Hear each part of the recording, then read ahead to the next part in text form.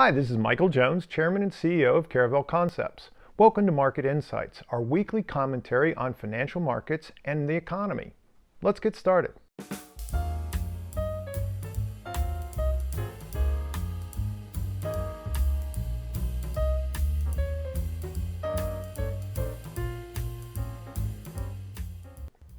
For the last few weeks, we've been talking about the history of the Israeli Palestinian conflict, both the long 3,000-year history and the series of tragic events since 1945 that have put the conflict in its current context.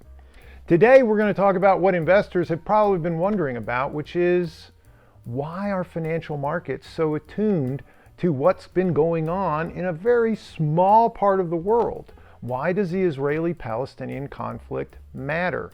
Let's face it, the Palestinian occupied territories and Israel is about the only part of the Middle East that doesn't have significant oil reserves.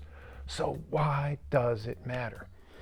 And the answer is memories of the past and fears about the future. And when we talk about the past, you're going to be like, some people are going to go, oh my gosh, the 1970s, who cares about that? Well, I'll tell you who cares about that. Baby boomers like me, who still control a substantial amount of the financial assets that get invested in the world. And the 1970s were a critical part of our formative experience. And they were a horrible period in the economy and in the financial markets, largely because of the Israeli-Palestinian conflict. It started in 1973. We talked about last week in the Yom Kippur War, all of Israel's neighbors invaded it under the assumption that if they surprise him on a high holy day of Israel, they will be able to win this war. And they very nearly did. But at the end, Israel pulled it out. They really had no choice, and they won. And a lot of the Arab neighbors of Israel said, oh my gosh, we had everything going for us then. We surprised them, we had overwhelming numbers, and we still lost. We've got to stop fighting them on the battlefield and find a new way to hurt Israel and all the Western democracies that have supported Israel. How can we do that? Well, these Arab nations, through OPEC, did an oil embargo, where they cut off the supply of oil to Western economies. Oil prices skyrocketed. Americans remember this oil embargo primarily because of long gas lines. And that occurred because gas prices were strictly regulated in the United States. So, if you couldn't charge a price for gasoline that allowed you to make money now that oil prices have tripled and quadrupled, what do? You stop selling gasoline. And that's exactly what happened. And you had long gas lines and people worried about when their car would run out of fuel and so forth. It was economically devastating. All right? That got patched together and the oil embargo ended, but oil prices never quite came back down. And then we had a next chapter of disaster, which was in 1979.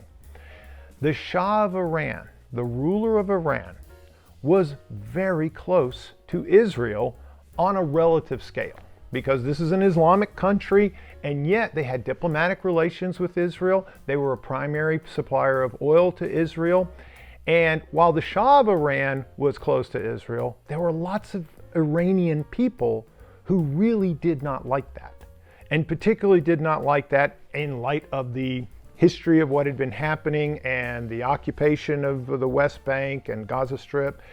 And tensions rose until it exploded in 1979. And the Shah of Iran was overthrown by the Ayatollah Khomeini. And the Ayatollah Khomeini, he immediately imposed an Islamic state, and Iran went from being Israel's closest ally in the Middle East to their most implacable enemy. Now, the market impact of all this is then the Iranian takeover, the Islamic takeover, huge chaos in the production fields. Lots of the skilled engineers and so forth that were helping produce oil in Iran, they ran away from there. And so there was another oil crisis. And then as production was finally starting to get restored in Iran, the Iran-Iraq war broke out. And so there was another huge drop in production. all this is happening just as the Carter administration, realizing the mistakes of the Nixon administration, putting a cap on gas prices, they're saying, look, oil prices are skyrocketing because this Iranian thing. We're going to deregulate the gasoline markets. We don't want gas shortages. We want to make sure people can drive, and so we're going to deregulate. And so what happened, unlike 73 where there were gas lines and gas shortages, in 79 there weren't shortages. There were shocking, huge 300, 400% increases in the price of gasoline at the pump. So the sum total of all this is the 1970s were a period of very, very high inflation, where oil kept going up and those costs were rolling all through the economy. Labor costs were exploding. We had what was called stagflation, where the economic growth was weak, even though inflation was high. And as you can imagine, stock markets, bond markets, no financial assets did very well during this period. And this is the formative experience of a lot of the baby boomers that remain the dominant investors in the global economy. And it didn't stop there, because from that moment, from the 1970s through to today, the Islamic terrorism that has been such a tragic feature of modern life, it has fed perpetually on the Israeli Palestinian conflict. 9/11, the Iraq-Afghan war, the Spanish train bombings, the terrible attacks that periodically happen in Paris, in New York, in London. All of these ultimately get tied back to one degree or another, the Palestinian-Israeli conflict. And investors are anxious all the time, but particularly when there is a conflict that boils up in the Middle East, memories of the past horrors and the impact that that had on financial markets color their perception of how serious is this current potential Palestinian-Israeli conflict, how much of an implication will it have over the long term. Investors tend to overreact to every little twist and turn in this conflict, because every now and then over the last 40 years, it has truly been devastating for financial markets. Now, this investor anxiety in the last few years has been increased by one set of forces and mitigated by another, and we'll talk about both. It's been increased by Iran's very successful strategy of what I call virtual empire, using terrorist armies to control major territory without having to go through the bother and expense of actually invading. And so that's been increasing investor anxiety, because the Iranian theocracy still hates the West and would love to use oil as a weapon against the West, to the extent that they can get control over more and more of the oil-producing countries. All right, that's been the increasing anxiety. And then the thing that's mitigated that is the increasing U.S. energy independence. All right, let's talk about the Iranian strategy, then we'll talk about, just briefly, American energy independence. So, Iranian virtual empire, basically what they did, they started with Hezbollah in Lebanon. They have spread it since then to the Gaza Strip, to a certain extent to Iraq, to a certain extent to Syria, and the conflict in Yemen that you hear about in the news, that is basically Iran's terror army trying to take over a country that's right there on the border of Saudi Arabia, which is why Saudi Arabia is pushing back so hard against it. So when you look, Iran has got effective control over a large part of the Middle East using very cheap methodologies, terror armies that have effectively allowed them to dictate foreign policy to these countries and whether or not they're going to ship oil or not ship oil, and yet they don't have to actually go through the bother and expense and risk of actually invading these countries. This hangs over financial markets, because somehow, some way, this needs to be reversed, because the last thing we want is the folks in Tehran dictating more and more of what happens with energy prices in the global economy. The flip side of that is, from 2006 to 2012, U.S. oil production tripled. from about 6 million barrels a day to 12 million barrels a day because of fracking technology. Fracking technology has revitalized the American oil industry, and we are now exporting oil for the first time since the 60s.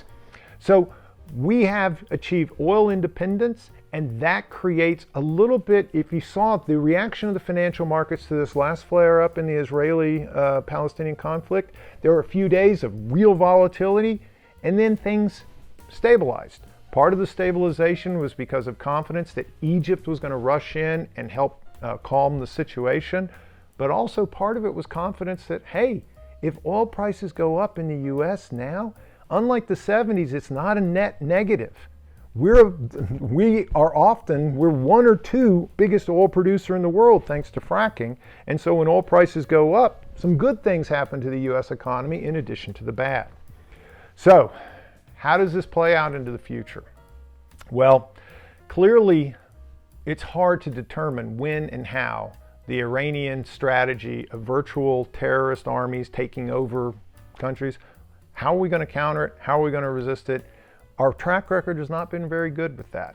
So I guess, we have to acknowledge that is an increasing part of what the future may look like. The good news is that as we just published in our strategic insights for June, the end of big oil, the end of Western economies' total dependence upon the Middle East and the oil that is produced there may have marked the beginning of the end of that cycle. Because there were huge developments, and we talk about them in great depth in that publication, and I'd ask you to go to our website and take a look at it, where we talk about there were legal, there were corporate governance, and there were market developments, all in the month of May, that we think mark a turning point, and that are the beginning of the end of oil's dominance in our economy.